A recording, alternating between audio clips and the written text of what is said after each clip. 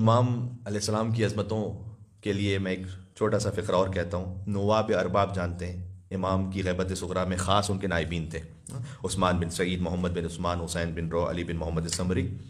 تو شیخ صدوق رئیس المحدثین انہوں نے محمد بن حسن سیرفی سے اس روایت کو نقل کیا ہے۔ یہ کہتے ہیں کہ میں بلخ سے آ رہا تھا امام کے تیسرے نائب خاص حسین بن رو کے پاس خمس اور وجوہات شریعہ جمع کروانے کے لیے۔ اب بلخ سے جا رہے تھے یہ بغداد، تو کئی ہفتوں کا سفر ہے یہ، بلخ افغانستان کی طرف، بغداد عراق کی طرف۔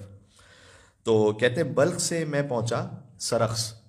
وہاں جب میں پہنچا تو جو مجھے لوگوں نے وجوہات شریعہ دی تھیں، درہم دینار وغیرہ، اس کو میں نے بلینز ہوتے ہیں نا آج، گولڈ کے اور سلور کے، تو ان بسکٹس کی شکل میں بنا لیا تھا تاکہ میرے پاس سیف رہے۔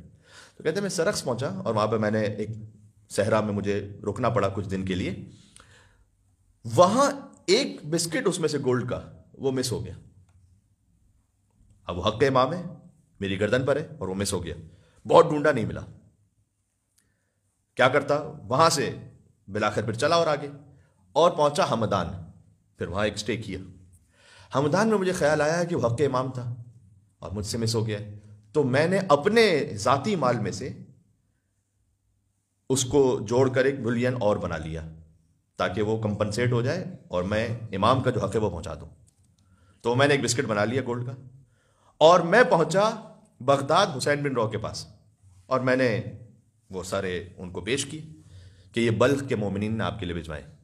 انہوں نے، امام زمانہ کی بات نہیں ہو رہی، حسین بن رو کی بات ہو رہی، انہوں نے وہ بسکٹ جو میں نے ہمدان میں بنایا تھا نا، اس کو اٹھایا اور ایک طرف رکھا، کہا یہ آپ کا ذاتی ہے۔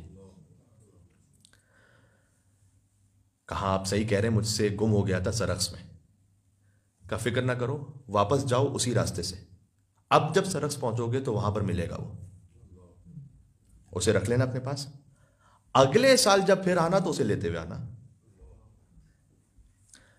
نہ بات یہ ختم نہیں ہوتی کہ اگلے سال جب آپ آئیں گے تو میں پھر زندہ نہیں ہوں گا، اور میرے بعد علی بن محمد سمری ہوں گے امام کے نائب خاص، ان کو دے دینا۔